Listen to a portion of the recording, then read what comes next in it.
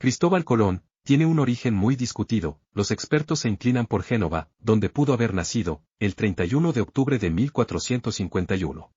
Se sabe que murió en Valladolid, el 20 de mayo de 1506. Fue un navegante, cartógrafo, almirante, virrey y gobernador general de las Indias Occidentales, al servicio de la Corona de Castilla. Realizó el llamado descubrimiento de América, el 12 de octubre de 1492, al llegar a la isla de Guanaani, en las Bahamas. Efectuó 4 viajes a las Indias, que era como se denominaba al continente americano al comienzo. Y aunque posiblemente no fue el primer explorador europeo de América, se le considera el descubridor de un nuevo continente, llamado el Nuevo Mundo para Europa. Fue el primero que trazó una ruta de ida y vuelta, a través del Océano Atlántico y dio a conocer la noticia. Este hecho impulsó decisivamente la expansión mundial de la civilización europea, así como la conquista y colonización por varias de sus potencias del continente americano. No se sabe con certeza hasta qué punto era consciente de que América era una masa de tierra totalmente separada. Nunca renunció claramente a su creencia de que había llegado al Extremo Oriente. Como gobernador colonial, Colón fue acusado por sus contemporáneos de una importante brutalidad y pronto fue destituido del cargo. Durante su gobierno en la Española, los taínos, un pueblo que fue diezmado, fueron objeto de un impuesto, repartidos entre los colonos y vendidos como esclavos. Algunos historiadores han negado las acusaciones de genocidio realizadas contra él. Las tensas relaciones de Colón con la Corona de Castilla y sus administradores coloniales designados en América condujeron a su arresto y expulsión de la Española en 1500. Posteriormente, un prolongado litigio sobre los beneficios que él y sus herederos reclamaban que les debía la corona. Su nombre propio es un icono mundial que inspiró diversas denominaciones, como la del país Colombia, y 2 regiones de Norteamérica, Columbia Británica, en Canadá, y el Distrito de Columbia, en Estados Unidos. Cristóbal Colón sostenía que podía alcanzarse el lejano oriente, conocido en la época como las Indias, navegando por el Océano Atlántico hacia el oeste, y que era posible realizar el viaje por mar con posibilidades de éxito. La caída del Imperio Romano de Oriente, en poder de los turcos otomanos en 1453, tras la toma de Constantinopla, provocó el encarecimiento del comercio entre Europa y las regiones orientales. Si bien en el siglo III a.C., el astrónomo griego Eratóstenes había calculado con bastante exactitud la medida de la circunferencia de la Tierra, la hipótesis de Colón sobre la posibilidad del viaje se basaba en cálculos alternativos sobre el tamaño de la esfera, ya que suponía que era más pequeña de lo que realmente es. Colón aseguraba que había recopilado datos sobre la existencia de tierras habitadas al otro lado del Atlántico. En base a esos datos, deducía que el extremo oriental de Asia se hallaba mucho más próximo a Europa de lo que suponían los cosmógrafos de la época. Otras teorías sostienen que Colón había oído datos, por habladurías de marinos, sobre la existencia de tierras mucho más cercanas a Europa de lo que se suponía científicamente que estaba Asia. Emprendió la tarea de alcanzarla, para comerciar sin depender de la República de Génova, ni del Reino de Portugal. Una de ellas, conocida como la teoría del prenauta, sugiere que durante el tiempo que Colón pasó en las islas portuguesas del Atlántico, se hizo cargo de un marino portugués o castellano moribundo, cuya carabela había sido arrastrada por las corrientes desde el Golfo de Guinea hasta el Mar Caribe. Ciertos autores dicen que podría tratarse de Alonso Sánchez de Huelva, aunque según otras fuentes, podría ser portugués o vizcaíno. Esta teoría sugiere que el prenauta le confió a Colón el secreto. Algunos estudiosos opinan que la prueba más contundente, a favor de esta teoría, son las capitulaciones de Santa Fe, puesto que hablan de lo que ha descubierto en los mares oceánicos, al tiempo que otorgan a Colón una serie de privilegios no otorgados hasta entonces a nadie. Lo seguro es que Colón no solo logró arribar a las costas de América, sino que regresó a Europa, realizando un total de 4 viajes, y dando origen a una ruta para la navegación periódica y segura, entre Europa y América. Aunque es sabido que los iberianos habían llegado a América en el Pleistoceno, y que existe documentación que habla sobre posibles viajes anteriores, realizados por los cartagineses, musulmanes andalusíes, vikingos, chinos y polinesios. No obstante, es a partir de los viajes de Colón, y otros exploradores y conquistadores que le sucedieron, cuando se establecieron vínculos permanentes con Europa, y se puede hablar de descubrimiento, al haber reconocimiento de las naciones implicadas y testimonios contrastables en la época. A partir de este encuentro, algunas potencias europeas invadieron el territorio americano, imponiendo su dominio político, cultural y religioso sobre las culturas locales. Colón proyectó su viaje con el fin de traer de Oriente mercancías, en especial especias y oro. El camino de la especiería, que incluía las especias, la seda y otros productos originarios del Extremo Oriente, habían llegado a través de los siglos siempre por la ruta comercial, que atravesaba hacia hasta Europa, por Asia Menor y Egipto. Pero a partir de la expansión del Imperio Otomano, esta vía se hizo difícil y quedó monopolizada por ellos y sus socios, los mercaderes italianos. El Reino de Portugal y el Reino de Castilla, en ese entonces los primeros estados de la Edad Moderna, querían esas mercancías sin intermediarios. Debido a que los portugueses habían conseguido su reconquista contra los musulmanes en el siglo XIII, tomaron la iniciativa en la competencia por alcanzar una nueva ruta de la especiería, que fuera una alternativa marítima directa a Asia Oriental. Portugal se lanzó a navegar por el mar Oceánico, bordeando África y otorgándose el monopolio de dicha navegación por el Océano Atlántico, a excepción de las Islas Canarias. En 1488, el navegante Bartolomé Díaz encontró el paso por el Cabo de Buena Esperanza, que unía el Océano Atlántico con el Océano Índico. Por su parte, el Reino de Castilla, en el mismo año en que terminó con éxito su reconquista, buscó una ruta nueva de las especias, fijó otro rumbo en aguas alejadas de la costa y desconocidas para los navegantes. La llegada de Colón a América permitió el desarrollo del comercio y el envío hacia Europa de gran cantidad de alimentos que se cultivaban en esas tierras, como el maíz, la patata, el cacao, el tabaco, el pimiento, el zapallo, la calabaza, el tomate, el poroto, el aguacate y la vainilla, entre otros. Estos alimentos fueron rápidamente adoptados por los europeos y por el resto del mundo. Los investigadores han estimado que 3/5 partes de los cultivos actuales de todo el mundo fueron importadas desde América. En sentido inverso, la expedición colombina conllevó posteriormente la llegada a América de la rueda, el hierro, el caballo, el cerdo, el asno, el café, la caña de azúcar y las armas de fuego, entre otras. En su primer viaje, el navegante alcanzó la isla de San Salvador, llamada Guananí por los habitantes que encontraron en las actuales Bahamas. Después de 2 meses de travesía, visitando luego Cuba y La Española, volvió a España 7 meses después de su partida. En su último viaje, solo tardó 1 mes y 4 días en alcanzar las costas de América. Aunque la mayor parte de su vida adulta la pasó en España y Portugal, el consenso entre los expertos sobre el lugar de nacimiento de Cristóbal Colón es que nació en la República de Génova. Las teorías alternativas sobre su origen han sido generalmente rechazadas por los principales expertos. La tesis apoyada mayoritariamente mantiene que Cristóbal Colón nació el año 1451, en Savona, en la República de Génova. Una investigación reciente estima que nació en 1446. Sus padres serían Domenico Colón, maestro tejedor y luego comerciante, y Susana Fontana Rosa. De los 5 hijos del matrimonio, Cristóbal y Bartolomeo tuvieron pronto vocación marinera. El tercero fue Giacomo, que aprendió el oficio de tejedor. Respecto a los 2 restantes, Giovanni murió joven, y la única mujer no dejó rastro. Existen actas notariales y judiciales, como el mentado testamento de su hijo, en donde afirma la oriundez genovesa de su padre, que defienden esta tesis. Además, el mismo Colón declara ser genovés, en el documento denominado Fundación de Mayorazgo, pero diversos autores e investigadores indican que probablemente esta declaración sería interesada por los pleitos colombinos, que mantuvieron sus descendientes con la corona de Castilla, y por ello lo declararon como falso o apócrifo. Otros investigadores a principios del siglo XX encontraron en el archivo de Simancas documentación que según ellos mostraba la autenticidad de esta declaración. Dicho escrito fue hallado en 1925 y contenía todas las firmas y sellos pertinentes que fueron validadas por una comisión especial que ratificó la credibilidad del documento expedido el 28 de septiembre de 1501.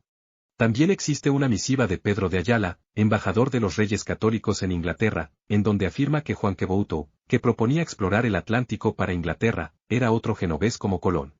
Además, las autoridades municipales de Génova mostraron entre los años 1931 y 1932 actas fidedignas que afirmaban su origen genovés. A su vez, hay hipótesis secundarias que afirman que el origen de Cristóbal Colón es un enigma sobre el que no existe unanimidad entre historiadores e investigadores, entre otras razones por la confusión y pérdida de documentación referente a sus orígenes y ascendencia.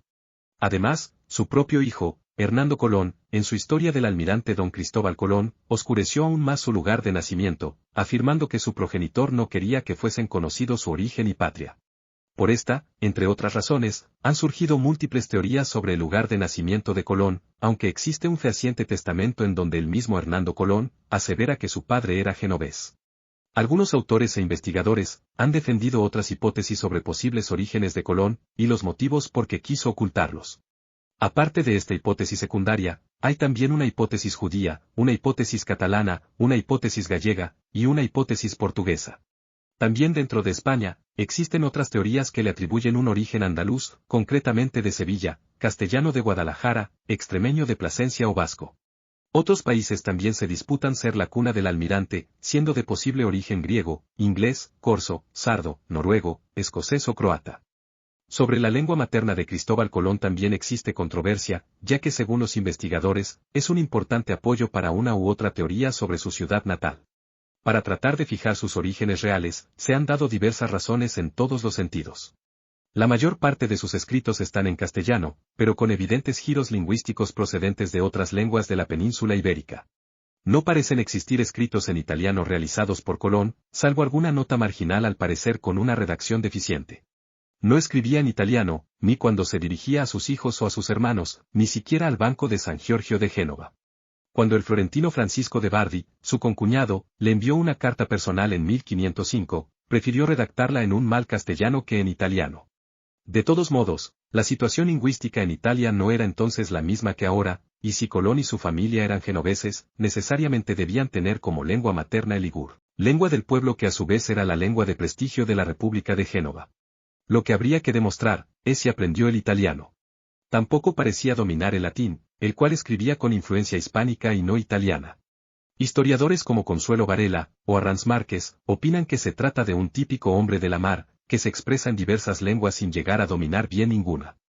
Según el origen genovés, abrumadoramente apoyado por la mayoría de los historiadores, Cristóbal Colón sería la castellanización del italiano Cristoforo Colombo. Cristóforo puede traducirse por Cristóbal, el que lleva a Cristo. Y Colombo en italiano significa palomo. Según esto, su educación literaria fue escasa y se introdujo en la navegación a temprana edad. Entre 1474 y 1475, habría viajado a la isla de Quíos, posesión genovesa en el mar Egeo, como marino y probablemente también como comerciante. Por otra parte, su hijo, Hernando Colón, aseguró que su padre aprendió letras y estudió en Pavia, lo que le permitía entender a los cosmógrafos. A partir de 1477, Colón se estableció en Portugal, aunque no está claro cómo llegó a ese lugar. Según la biografía escrita por su hijo Hernando, fue por accidente a raíz de un naufragio en un combate naval, cerca del Cabo San Vicente en fecha indeterminada. Colón habría formado parte de la tripulación de un corsario, llamado Colón el Mozo, que atacó unas naves venecianas.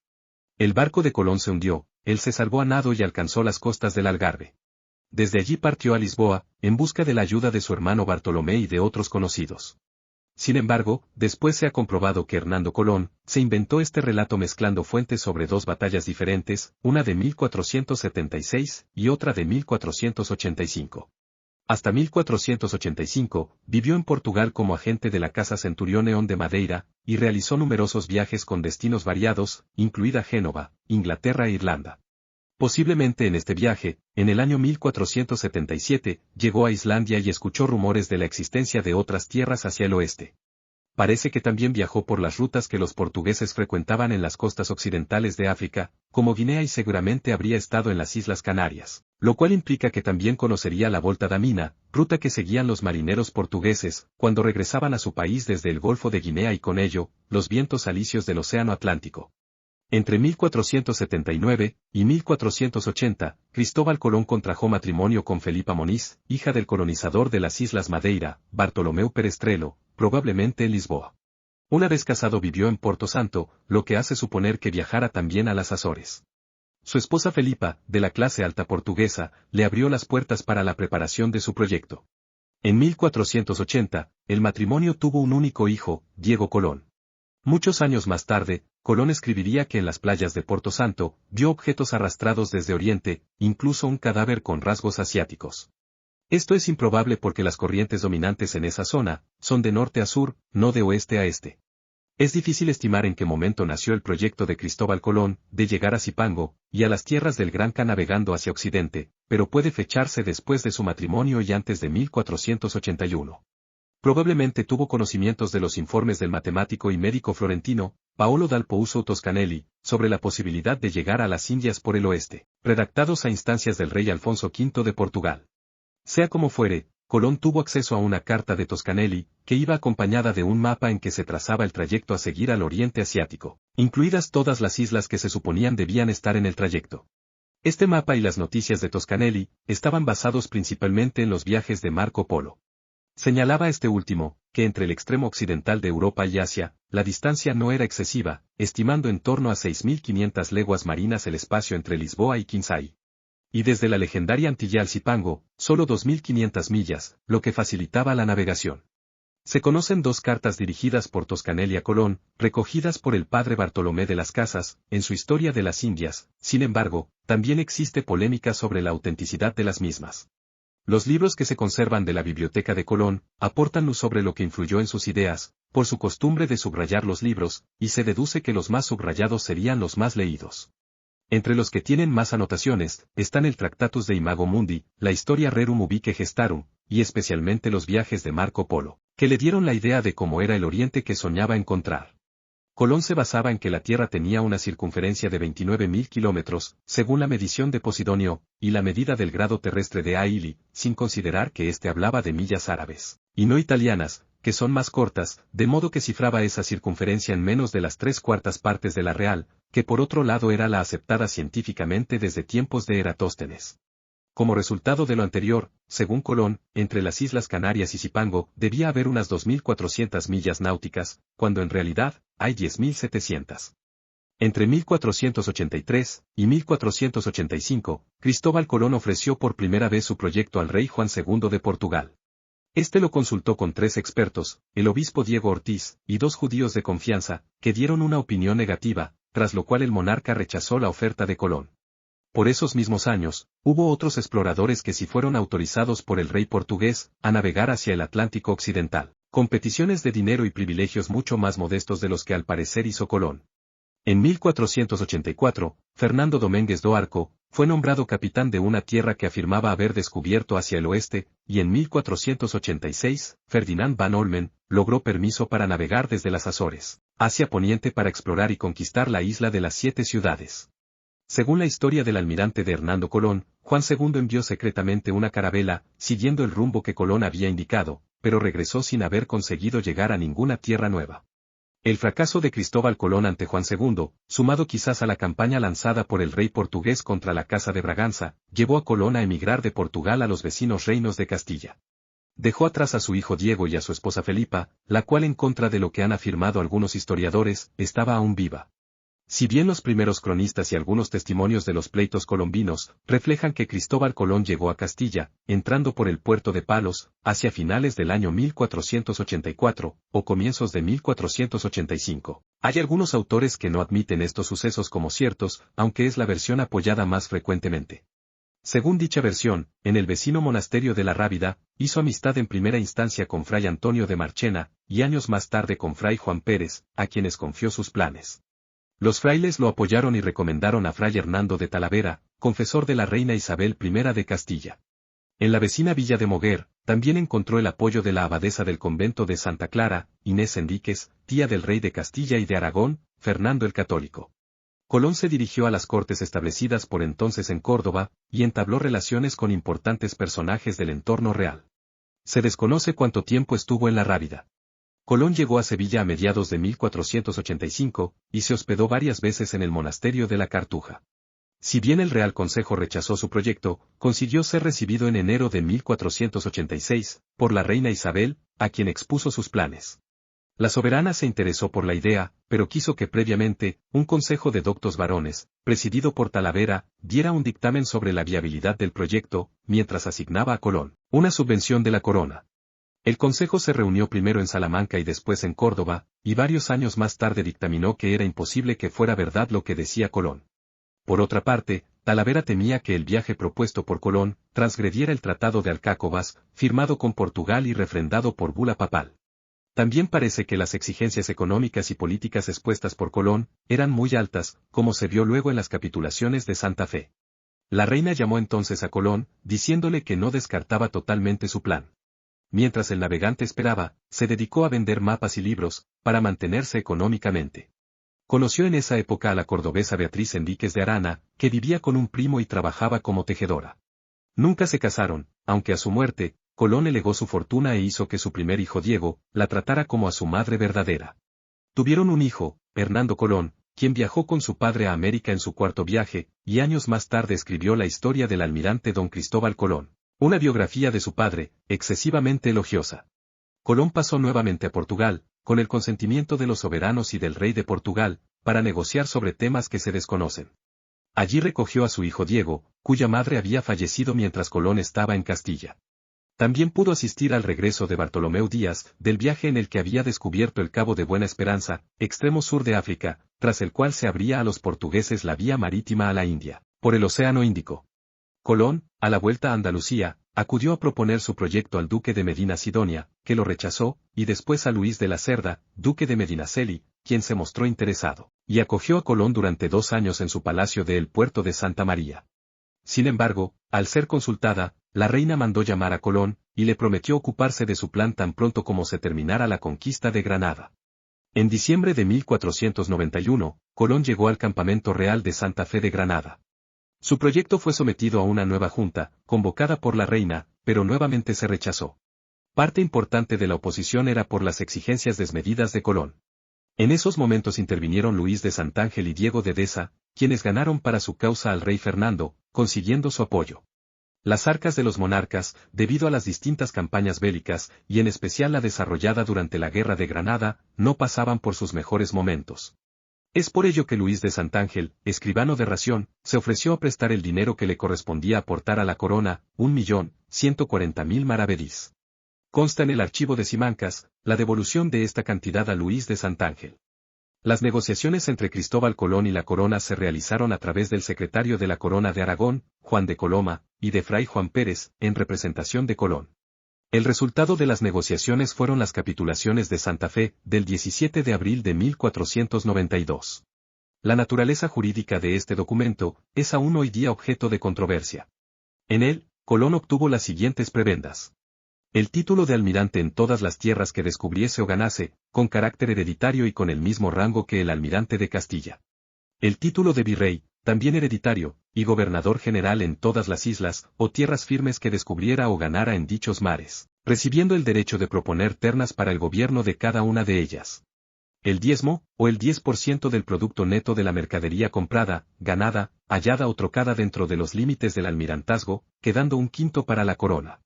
La jurisdicción comercial, de los pleitos derivados del comercio en la zona de su almirantazgo, según correspondiese a tal oficio. El derecho a contribuir con 1/8 de la expedición, y participar de las ganancias en esa misma proporción. El contenido de las capitulaciones se desarrolló en una carta fechada a 30 de abril de 1492, en la que se condicionaba la concesión a Colón del título de almirante, a que efectivamente descubriera y ganara nuevas tierras, y no se le daba a Colón el tratamiento de don. Se despacharon, además, diversas cédulas para la organización del viaje. Según una de ellas, Colón sería capitán mayor de la armada, constituida por 3 navíos. Otra cédula era una real provisión, dirigida a ciertos vecinos de la villa de Palos, y decía que debían proporcionar 2 carabelas equipadas y tripuladas, como pago de una sanción impuesta a dichos vecinos. Una tercera real provisión concedida a Colón, por los reyes católicos, obligaba a las villas de las costas andaluzas, a ceder 2 barcos a la empresa descubridora. Cristóbal Colón ejecutó esta real provisión en el puerto de la ribera de esta localidad, embargando 2 barcos en presencia del escribano Alonso Pardo, embarcaciones que más tarde fueron desechadas. Cuando Cristóbal Colón llegó a la villa de Palos de la Frontera, se encontró con la oposición de los vecinos, que desconfiaban del extraño. Una real provisión dirigida a Diego Rodríguez Prieto, y otros vecinos de la villa, en la que lo sancionaba a servir a la corona con 2 carabelas durante 2 meses, fue leída en la puerta de la iglesia de San Jorge, donde estaba situada la plaza pública. También hubo problemas en el reclutamiento de marineros, por ello Colón recurrió a una de las provisiones expedidas por los monarcas, en la que se le concedió permiso para reclutar marineros entre los encarcelados, aunque finalmente esto no fue necesario. Por fin, los religiosos de Monasterio de la Rábida, en especial Fray Juan Pérez, y Fray Antonio de Marchena, lograron solucionar el problema de la recluta de marineros, al poner en contacto a Colón, con Martín Alonso Pinzón, destacado navegante local, que apoyó la posibilidad del viaje. También Pero Vázquez de la Frontera, viejo marino de la villa, muy respetado por su experiencia y amigo de Martín Alonso, influyó de manera importante para que el mayor de los hermanos Pinzón se decidiera a apoyar la empresa. Según Bartolomé de las Casas, Martín Alonso aportó de su hacienda personal, 500.000 de maravedíes, la tercera parte de los gastos en metálico de la empresa. Asimismo desechó los barcos que había embargado Colón, y despidió también a los hombres que éste había enrolado, escogió para la empresa otras 2 carabelas, la Pinta y la Niña, ya que sabía que eran muy veleras y aptas para el oficio de navegar. Hizo partícipes a sus hermanos, y además, fue por Palos, Moguer y Huelva, convenciendo a sus parientes y amigos de que se enrolasen, consiguiendo con ello la tripulación necesaria. Destacadas familias de marineros de la zona se unieron a la empresa, como los hermanos Niño de Moguer, los Quintero de Palos, y otros marinos de prestigio que fueron decisivos para el definitivo reclutamiento de la tripulación. En Moguer, Cristóbal Colón visitó el monasterio de Santa Clara, cuya abadesa, Inés Enríquez, tía del rey Fernando el Católico, apoyó el proyecto de Colón ante la corte. También encontró apoyo en el clérigo Martín Sánchez, y el hacendado Juan Rodríguez Cabezudo, a quien confió la custodia de su hijo Diego, cuando partió en el viaje descubridor. Los hermanos Niño tuvieron una destacada participación en los preparativos y desarrollo del viaje descubridor. Una vez superadas las primeras reticencias al proyecto de Colón, se unieron a la empresa y animaron a la marinería moguereña, y resto de marinos que habitualmente navegaban con ellos, para que se alistaran en la expedición. Asimismo, una de las carabelas, la Niña, era propiedad de esta familia. Pedro Alonso Niño fue piloto, posiblemente de la Santa María, Francisco Niño participó como marinero en la Niña, y Juan Niño como maestre también en la Niña. Además, una parte de la tripulación era de la localidad. Cristóbal Colón realizó un total de 4 viajes a lo que hoy se conoce como América. En el primer viaje zarpó del puerto de Palos el 3 de agosto de 1492, y pasando por las Islas Canarias, donde estuvo desde el 9 de agosto al 6 de septiembre, llegó a las Indias al descubrir las Islas Bahamas el 12 de octubre, y posteriormente también las Islas La Española, actual Santo Domingo, y Cuba. Volvió de La Española el 4 de enero, llegando a Lisboa el 4 de marzo, y a Palos el 15 de marzo de 1493. En el segundo viaje, partió de Cádiz el 25 de septiembre de 1493, saliendo de Hierro el 13 de octubre, y llegando a la isla Guadalupe el 4 de noviembre, descubriendo y explorando Puerto Rico y Jamaica. Regresó a Cádiz, el 11 de junio de 1496. En el tercer viaje zarpó el 30 de mayo de 1498, desde Sanlúcar de Barrameda, haciendo escala en Cabo Verde, de donde zarpó el 4 de julio y llegó el 31 de julio a la isla Trinidad. El 27 de agosto de 1499, llegó Francisco de Bobadilla, quien con poderes de los reyes encarceló en un barco a los 3 hermanos Colón, el 15 de septiembre, y los envió encadenados a la península a mediados de octubre, llegando a Cádiz, el 25 de noviembre de 1500. En el cuarto viaje, salió de Sevilla el 3 de abril de 1502, y llegó a La Española el 29 de junio. El 17 de julio desembarcó en la actual Honduras, y volvió el 11 de septiembre desde Santo Domingo, llegando el 7 de noviembre a Sanlúcar de Barrameda. El 12 de octubre, cuando la tripulación ya estaba inquieta por la larga travesía sin llegar a ninguna parte, el grumete Rodrigo de Triana dio el famoso grito de «Tierra a la vista». Sobre este episodio también existe controversia entre los historiadores, ya que los reyes habían ofrecido 10.000 maravedís al primero que avistara tierra. Sin embargo, este premio lo recibió Colón, quien según su diario de a bordo, habría visto tierra, unas horas antes que Rodrigo de Triana. Llegaron a una isla llamada Guanaani, a la que rebautizó como San Salvador, en el archipiélago de las Bahamas. Colón creyó cumplir con su ansiada meta de llegar a las Indias de las Especias, navegando por la mar Océano con rumbo oeste. No fue consciente de que había arribado a un continente distinto. Después del 12 de octubre, Colón recorrió otras islas de las Bahamas, hacia el sur hasta llegar a la isla de Cuba, y posteriormente a La Española, actual República Dominicana. En las orillas de esta, el 25 de diciembre de 1492, se hundió la Santa María. Sus restos fueron usados para construir el Fuerte de la Navidad, el primer poblado español en América. Pese a la intención del almirante Colón, de reservarse el monopolio de la conquista y colonización de las tierras a las que había llegado, la corona no tenía esas ideas. De esta forma capituló las condiciones de nuevos viajes, cuyo objetivo era descubrir tierras desconocidas para los europeos, y en ningún modo colonizarlas. Estos viajes se desarrollaron a partir de 1499, y entre ellos cabe destacar los siguientes. Alonso de Ojeda y Juan de la Cosa en 1499, en el cual participó Américo Vespucio, cuyo nombre daría la denominación al continente. Llegaron hasta la actual Venezuela, y recogieron noticias sobre riquezas. Estas noticias fueron investigadas por otros marinos, que al final encontraron depósitos de perlas. En el mismo año, 1499, Vicente Yáñez Pinzón, se convirtió en el primer europeo en llegar al río Amazonas, y según diversos historiadores, se le debe considerar el verdadero descubridor del Brasil. Volvió a la península el 30 de septiembre de 1500 con un cargamento de una madera muy cotizada, denominada Palo Brasil. En una nueva capitulación, firmada con el rey Fernando, el 5 de septiembre de 1501, le nombró capitán y gobernador de Santa María de Consolación, hasta la desembocadura del río Amazonas. En el año 1508, volvió al Caribe con la misión de buscar un paso al Océano Pacífico, exploró toda la costa de Centroamérica y de la península de Yucatán, estableciendo el primer contacto con la civilización maya.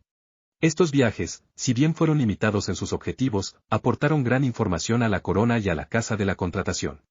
Entre 1500 y 1502, Colón, sintiéndose acosado por sus enemigos, lanzó una operación de imagen. En 1501, su amigo Pedro Mártir, redactó la que se puede considerar la biografía oficial del almirante. El año siguiente, Colón legó el 10% de sus rentas a la ciudad de Génova, para ganarse su favor, mientras mercaderes genoveses aportaron la financiación necesaria para un nuevo viaje de exploración a las Indias.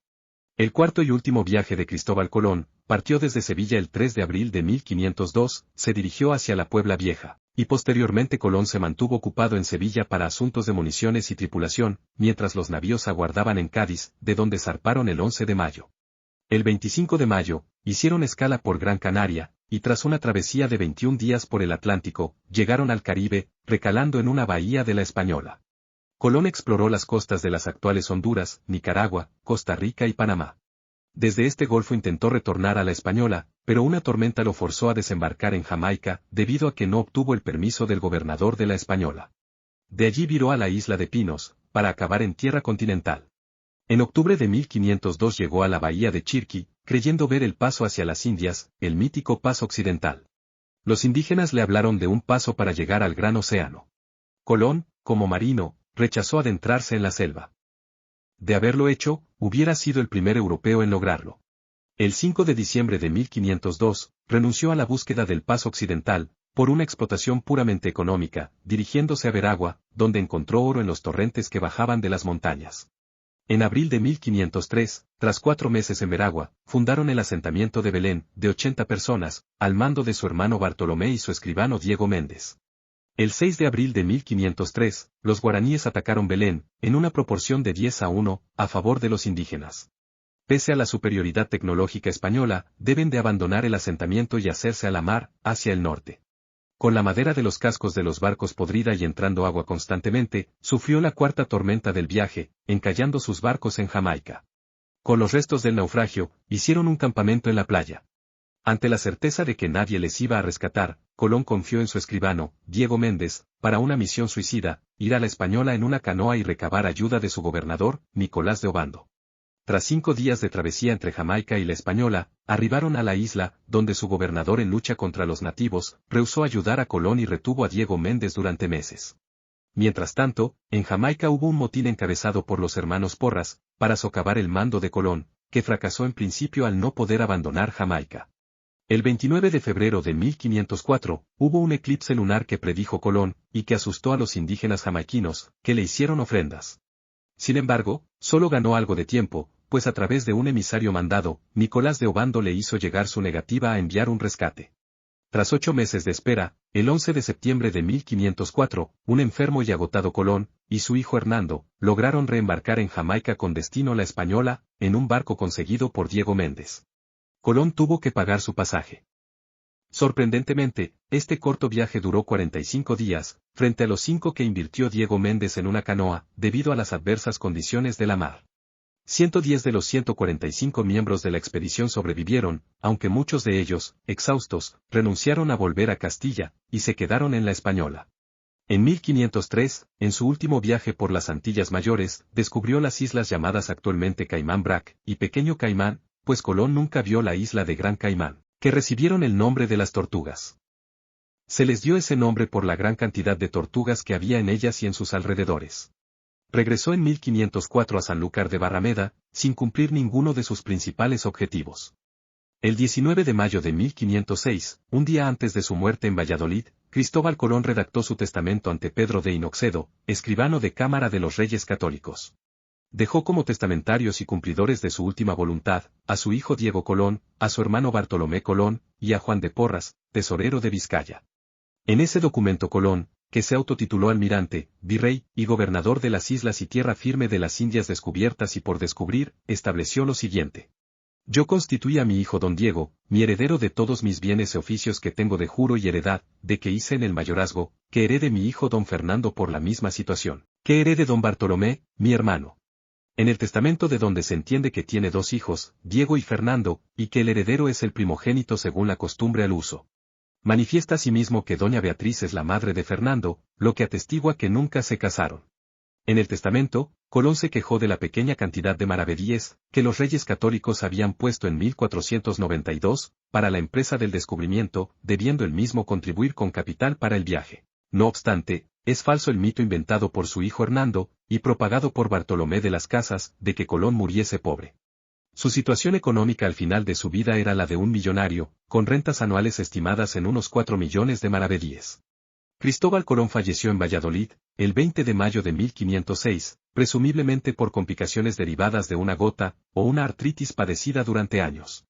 Tras su muerte, su cuerpo fue tratado con un proceso llamado descarnación, mediante el cual se quitaba toda la carne de los huesos, para la mejor conservación del cadáver.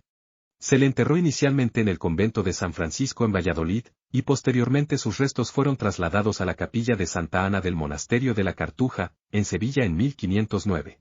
Se encargó del traslado el mercader florentino Simón Verde, amigo de la familia. En 1523, por deseo de su hijo Diego Colón, este dispuso en su testamento, que tanto sus restos como los de su padre, fueran trasladados y enterrados en la Catedral de Santo Domingo. Los trámites relacionados con el cumplimiento de la voluntad testamentaria de Diego Colón, estuvieron a cargo de su viuda, la virreina María Álvarez de Toledo y Rojas, quien a través de los buenos oficios de la reina Isabel, solicitó y obtuvo del rey Carlos I de España, la autorización para que en la capilla mayor de la Catedral de Santo Domingo, fueran trasladados y enterrados Cristóbal y Diego Colón. María Álvarez de Toledo y Rojas, el 2 de junio de 1537, amplió el derecho a favor de su hijo Luis Colón. Existen discrepancias sobre la fecha exacta en que María de Toledo trasladó los restos, ya que en 1536, la virreina solicitó a los monjes del monasterio Cartujo de Santa María de la Cuevas de Sevilla, la entrega de los restos de ambos almirantes. Otras fuentes mencionan que el traslado de los restos se efectuó antes de 1539, y otras que la virreina María Álvarez de Toledo los llevó consigo en su regreso a Santo Domingo el 8 de agosto de 1544. Lo que resulta indubitable es que en 1548, cuando María redactó su testamento, los restos de ambos personajes ya estaban en la dicha catedral, ya que María pidió que su cuerpo no fuera enterrado en la misma sepultura de su marido Diego, sino debajo de él, en el suelo de la capilla, junto al presbiterio del altar mayor. Los restos mortales de Cristóbal Colón permanecieron sepultados en Santo Domingo por más de 2 siglos. Tras la conquista de la isla de Santo Domingo en 1795 por los franceses, se trasladaron a La Habana, y tras la Guerra de Independencia cubana en 1898, sus restos fueron trasladados a bordo del crucero Conde de Benedito, hasta Cádiz, y desde allí hasta Sevilla por el aviso Giralda con destino a la Catedral de Sevilla, donde reposan en un suntuoso catafalco. Posteriormente, se produjo una controversia sobre el destino final de los restos de Cristóbal Colón, tras aparecer en 1877, en la Catedral de Santo Domingo, una caja de plomo que contenía fragmentos de huesos, y que llevaba una inscripción donde se leía, varón ilustre y distinguido Cristóbal Colón. Esos restos permanecieron en la Catedral de Santo Domingo hasta 1992, año en el que fueron trasladados al Faro a Colón, un monumento faraónico, construido por la República Dominicana, para homenajear y conservar los restos que se suponen también de Colón. Al parecer, en el momento de exhumar el cuerpo de la Catedral de Santo Domingo, no estuvo muy claro cuál era exactamente la tumba de Cristóbal Colón, debido al mal estado de las tumbas, con lo que resulta al menos probable, que solo se recogieran parte de los huesos, quedando la otra parte en la Catedral de Santo Domingo. Todavía faltan estudios que sean más concluyentes al respecto. Para averiguar cuáles eran los verdaderos restos, se propuso tomar muestras de ADN de ambos esqueletos, el de Sevilla y el de Santo Domingo.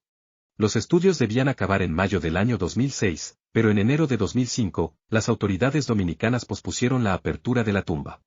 En el estudio preliminar se detectó una probable vinculación filial entre los huesos enterrados en la Catedral de Sevilla y los de su hijo Diego. El 1 de agosto de 2006, el equipo de investigación dirigido por José Antonio Lorente, médico forense y director del Laboratorio de Identificación Genética de la Universidad de Granada, que estudió los restos óseos atribuidos al almirante que están en la Catedral de Sevilla desde 1898, confirmó que sí son los de Cristóbal Colón. Esta afirmación está basada en el estudio del ADN comparado con el de su hermano menor Diego, y con los de su hijo Hernando.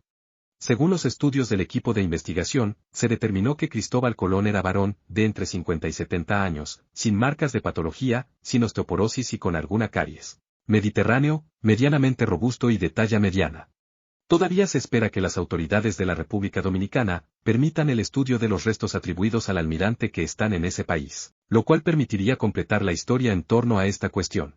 Pero este estudio ya no es determinante para identificar los restos del descubridor. Se estima que pueda haber restos en otros lugares, ya que los que hay en la capital andaluza no llegan al 15% de la totalidad del esqueleto, por lo que podría resultar que los que están en Santo Domingo también correspondan al descubridor de América. En el planeta, actualmente, hay exactamente 51 monumentos a Cristóbal Colón. Están en Alemania, Argentina, Bolivia, Chile, Colombia, Cuba, España, Estados Unidos, Italia, México, Panamá, Perú, Portugal, Reino Unido, República Dominicana, Uruguay y Venezuela. Los países que más tienen son España, que posee 15 monumentos, luego México, con 6 monumentos, Estados Unidos con 5 monumentos, Argentina, Colombia, Cuba y Italia, poseen 3 monumentos cada país. Esperamos que en este día tan especial para los latinoamericanos, esta historia te haya fascinado. Te invitamos a seguirnos, para más historias que han dejado marca en el planeta.